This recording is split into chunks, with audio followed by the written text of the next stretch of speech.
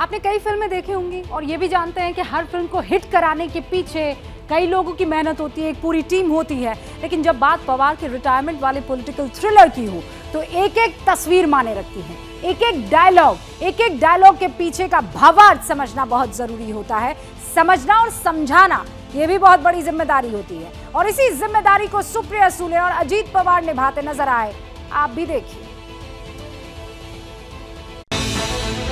जिस वक्त शरद पवार सक्रिय सियासत से संन्यास का ऐलान कर रहे थे, जिस वक्त पार्टी के नेता माथा पकड़कर रो रहे थे, उस दौरान एक कैमरा पवार की बेटी और एनसीपी सांसद सुप्रिया सुले पर था और दूसरा कैमरा अजीत पवार की तरफ भी घूमा। यकीनन पूरी पार्टी के लिए ये भावुक पल था, लेकिन सुप्रिया शांत थी। उनके चेहरे पर चिंता या परेशानी वाला कोई भाव नहीं था। इसी तरह अजीत पवार भी शांत चित नजर आए, कोई रिएक्शन नहीं दिखाई दिया, बल्कि अजीत पवार और सुप्रिया नेताओं को शांत करते दिखाई दिए।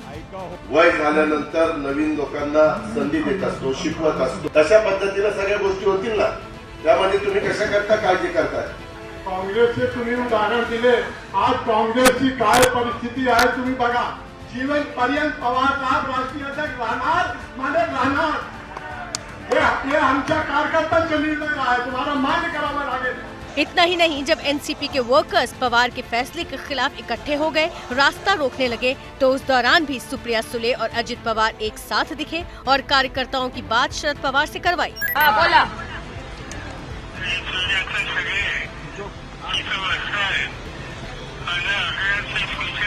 इसका मतलब यह है कि जिस बात का इल्म एनसीपी के दूसरे नेताओं को नहीं था, हो सकता है उसके बारे में सुप्रिया और अजित पवार पहले से जानते हो। यही वजह है कि प्रफुल्ल पटेल जैसे नेता ये बयान दे रहे थे कि शरद पवार के बाउंसर के बारे में सब ब्लैंक थे।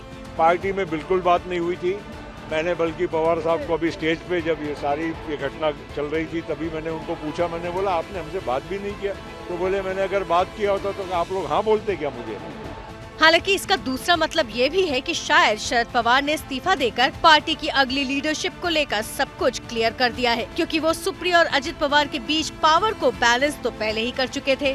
1999 में एनसीपी बनने के बाद से ही सियासी हलकों में चर्चा होती रही है कि पार्टी में दो खेमे बन गए हैं। एक खेमा अजीत पवार का, शरद पवार के जो भतीजे हैं, और दूसरा खेमा उनकी बेटी सुप्रिया सुले का। लेकिन सार्वजनिक तौर पर शरद पवार बार बार यही कहते रहे हैं कि अजीत पवार महाराष्ट्र की राजनीति में रहेंगे और सुप्रिया सुले केंद्र की राजनीति संभालेंगी।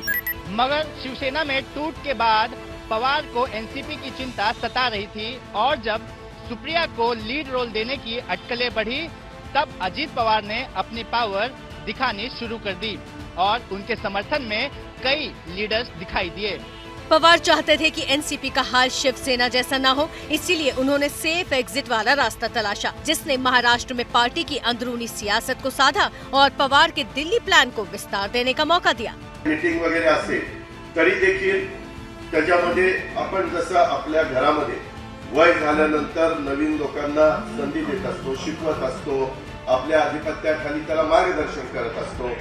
नीतीश के एक्टिव होने से पहले तक शरद पवार को गैर बीजेपी मोर्चे को लीड करने वाले चेहरे के तौर पर भी देखा जाने लगा था। लेकिन ये भी सही है कि कुछ दिन पहले पवार ने अदानी और पीएम की डिग्री को लेकर जो बयान दिए, उससे साथ ही दलों में कंफ्यूजन दिखाई दिया। हालांकि आगे महाराष्ट्र की सियासत में जो भी हो, इतना जरूर है कि पवार ये कहकर बच जाएंगे कि वो अब अध्यक्ष नहीं है। शायद यही पवार का पावर बैलेंस है। जैसे ही घड़ी का काटा दोपहर 2:30 पे आए, बबीता जी का दिल सास बहू साजिश के लिए मचल जाए। और ये है इनकी बहू, पूरे दिन ऑफिस की टेंशन हो जाए गॉन जब ये करें अपना फेवरेट शो फ्री टाइम पे ऑन। इनकी तरह आप भी देखें अपना फेवरेट शो अपने टाइम पर और डाउनलोड कीजिए एबीपी लाइव ऐप अपने स्मार्ट टीवी पर।